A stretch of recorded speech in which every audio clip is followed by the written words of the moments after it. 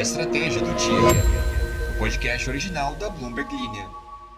Oi, eu tenho uma pergunta pra você, caro ouvinte. Você toma chimarrão? Você já tomou?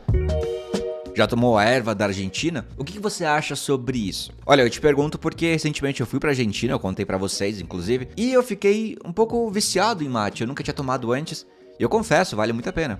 Melhor que café. E não é à toa que o Messi bebe, o Griezmann bebe, o Jason Momoa, aquele ator que fez Aquaman, bebe, e o vocalista do Metallica também tá na onda. A erva mate virou a bebida favorita das celebridades globais, aparentemente. Mas tem um detalhe curioso nessa história.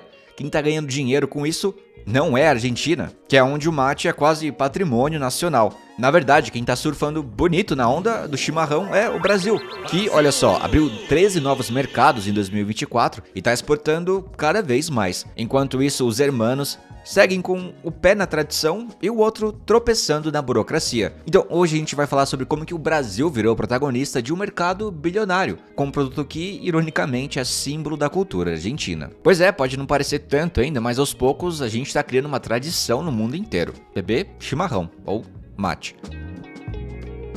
Olha, e outra, imagina isso, você acorda, vai até a cozinha, abre a geladeira e lá tá ele, o clássico suco de laranja que acompanha o café da manhã de milhões de norte-americanos. Pois é. Tá, mas o que esse copo de suco tem a ver com um produtor de Sergipe que acabou de ficar milionário e com ele, Donald Trump, que não vou fazer piada com laranja, porque não vou. Pois é, a laranja brasileira, que já enfrentou o ano de pragas, calor, greening e todo tipo de pepino agrícola, estava finalmente brilhando no mapa graças à produção no Nordeste. Mas aí veio ele, Trump, com uma tarefa de 50% na mão, pronto para espremer a cadeia toda. Então, hoje a gente fala também sobre como uma praga nos pomares do Sudeste abriu espaço para uma nova fronteira cítrica no Brasil e como que uma canetada lá dos Estados Unidos ameaça parar tudo isso. Pois é, nem o suco escapou da guerra comercial.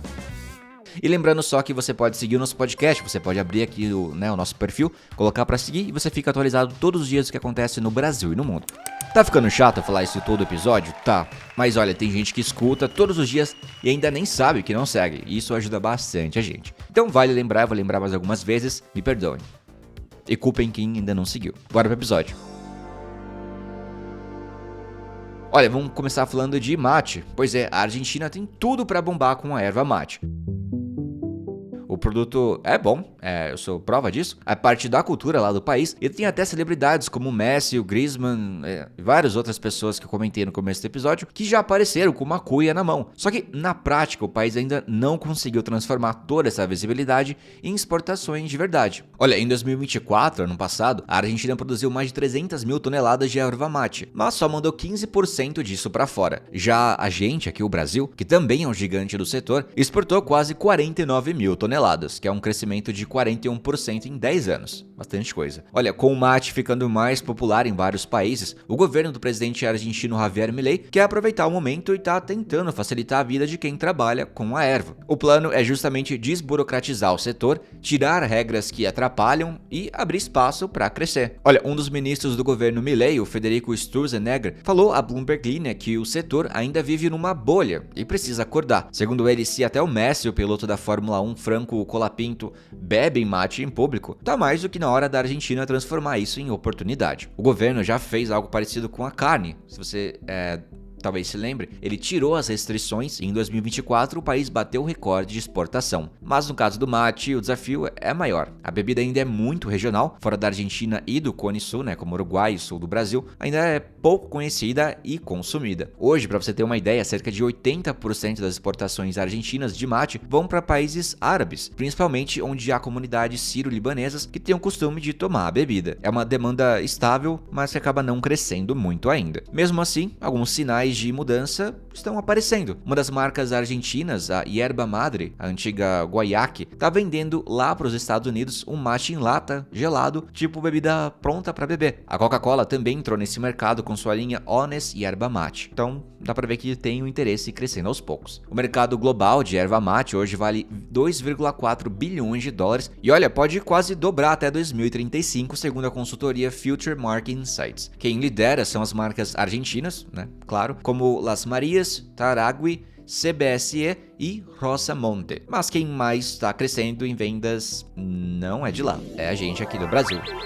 De 2014 para cá, o Brasil aumentou suas exportações em mais de 14 mil toneladas. Em 2024, o país vendeu para lugares como o Japão, Reino Unido, Coreia do Sul e até fechou negócio com a União Econômica Eurasiática. Enquanto isso, as exportações da Argentina cresceram num ritmo menor. Essa história lembra muito o que aconteceu com a soja. Lembra que a Argentina travou o setor com tarifas e regras, enquanto isso o Brasil disparou. Em 2023, por exemplo, a produção argentina caiu, enquanto a do Brasil bateu recordes. Um grande contraste. A Argentina ainda sofre com a queda nos preços pagos aos produtores locais. Em 2024, a safra foi recorde e isso fez o preço despencar. Como não tem inflação alta no momento, nem acesso fácil a crédito, os produtores não conseguem guardar estoque ou investir como antes. Mas nem tudo é má notícia. A marca argentina Cachamay conseguiu vender para o Vietnã por causa de um vídeo de TikTok. Isso mostra o potencial das redes sociais, né? Influenciadores estão apresentando o mate como uma bebida energética natural, que seria uma alternativa boa para o café e o chá. A bebida já está ganhando espaço também nos Estados Unidos, Alemanha, Japão e outros países. E bom, o desafio agora é sair dessa bolha sul-americana e adaptar o produto para os gostos de outros lugares. Por exemplo, fora do Cone Sul, o mate é menos um ritual social e mais algo individual. Isso muda tudo, desde a embalagem até o sabor. Algumas empresas estão apostando nas versões prontas para beber e nos sachês tipo chá, o chamado mate cocido na Argentina. E isso pode ser chave para o crescimento, já que esse mercado de bebidas funcionais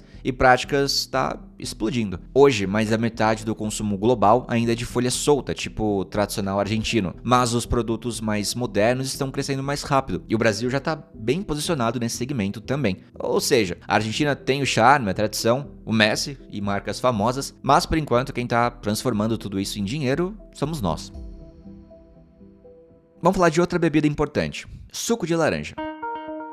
Durante anos, os produtores de laranja no Brasil, especialmente no Sudeste, enfrentaram uma praga chamada greening. O que é greening, pelo amor de Deus? Alan, eu cresci num apartamento. Olha, greening é uma doença que ataca as laranjeiras e causa a queda dos frutos antes do tempo. Depois que a planta é infectada, normalmente ela morre em poucos anos. O problema é tão sério que até hoje a ciência não encontrou uma cura para isso. É também bem responsável por deixar as frutas mais amargas, já que elas caem antes. Com mais de 44% dos pomares do Sudeste afetados, os produtores começaram a olhar para outras regiões, e foi aí que o Nordeste entrou em cena. A Bahia e Sergipe, por exemplo, têm clima quente o suficiente para atrapalhar a vida do inseto que transmite o greening. Ele simplesmente não resiste a temperatura acima dos 32 graus Celsius. Resultado: o Nordeste virou a nova esperança da laranja brasileira. Então, produtores como o Fernando Franca, de Boquim, em Sergipe, aproveitaram a chance. Ele planta laranjas em uma área equivalente a cerca de 250 campos de futebol. Com o Sudeste sofrendo, as empresas correram para o Nordeste em busca de fruta e pagaram bem. Segundo o próprio Franca, ele vendeu toda a produção pelo dobro do preço normal. Só em 2024 ele faturou 8 milhões de reais com 4 mil toneladas de laranja. A situação era tão boa que os caminhões vinham de mais de 2.000 quilômetros de distância só para buscar as frutas sergipanas. Outro produtor da região, o Kleber Bacamal, também está apostando alto. Com fazendas em Sergipe e na Bahia, ele já tem 120 mil pés de laranja plantados e quer dobrar esse número. E ele está esperançoso, ele acredita que o preço da tonelada vai subir de R$ 2.200 para até R$ 3.500. A ideia era clara: expandir a produção em uma região que até agora representava só 6% do total colhido no país. Mas aí veio um balde de água fria, ou melhor, de suco quente. Tarifas dos Estados Unidos. Sim, você deve ter ouvido falar, na verdade eu comentei aqui no episódio já, mas o governo de Donald Trump está prestes a impor uma tarifa aí de 50% sobre o suco de laranja vindo do Brasil. Isso deve acontecer a valer no dia 1º de agosto. E pode mudar tudo. Hoje, mais de 40% do suco de laranja engarrafado consumido lá nos Estados Unidos vem de onde? Da gente, do Brasil. O suco é item de café da manhã básico por lá. Você deve ter visto em filmes, né?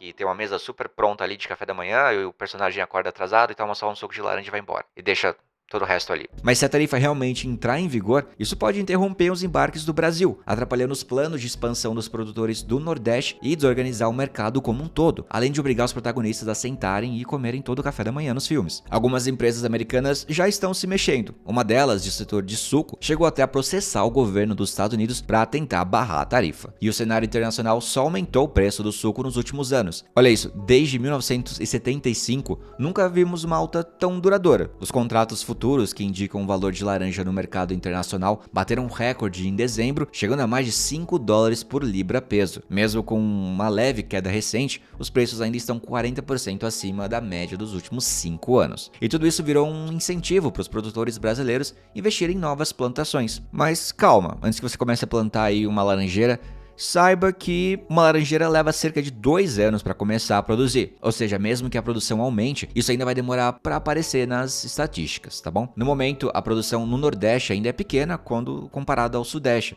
cerca de 1 milhão de toneladas contra quase 15 milhões da região mais tradicional. E justamente agora que o Nordeste estava ganhando força, as tarifas de Trump podem desacelerar ou até travar esse avanço. Fernando Franca, aquele produtor de boquim que eu comentei, disse que aqueles caminhões que antes lotavam as estradas para buscar laranja sumiram. O clima de incerteza fez o setor desacelerar. Então, no fundo, o que está acontecendo é um efeito dominó. Uma doença nas laranjeiras do Sudeste abriu espaço para o crescimento do Nordeste, o crescimento aumentou as exportações, e agora uma medida política e comercial dos Estados Unidos ameaça todo esse processo. Bom, as informações são da Bloomberg News, eu sou o Alan Blanco e o episódio foi editado por Rian Queiroz. Uau. E vamos ler aqui rapidamente os comentários. Anthony de Lara diz: eu também imito o uau e o big beijo no final do podcast. Às vezes faço com a mão em clara referência ao personagem Mão Preta do Nas Garras da Patrulha. Eu não faço ideia do que você falou, Anthony, só espero que seja seguro ter citado isso aqui no episódio. Anderson diz: 5 minutos em tempo de cachorro quente, ele colocou aqui o emoji e disse: uau. Alec diz: seria possível esse podcast ter uma edição de manhã e uma à tarde? Eu acho difícil, Alec. Mas durante o dia a gente produz conteúdo no Instagram e no TikTok, então você pode acessar lá, Bloomberg Linha Brasil, nas duas redes sociais é o mesmo nome, e você vai ver conteúdo em tempo real, em formato de vídeo. Amandinha Barros diz: uau, big beijo. Uau. Big beijo, Amandinha. E Eduardo diz: se essa moda pega de devolver dinheiro do Pinochet, os cofres brasileiros ficariam gordos. Roubalheira pré, durante e pós-ditadura no Brasil.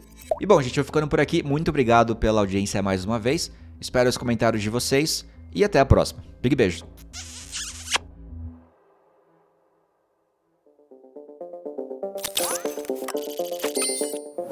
Achou que tinha acabado, né? Vim dar uma última passadinha para lembrar de que fazemos esse podcast com muito carinho. Toda a equipe se dedica para vocês terem um podcast diário e gratuito de alta qualidade. Se puderem seguir a gente aqui, obrigado. Talvez não te extermine quando as máquinas dominarem o mundo. #FaleitoLeve. Música eletrônica e café. Pois é.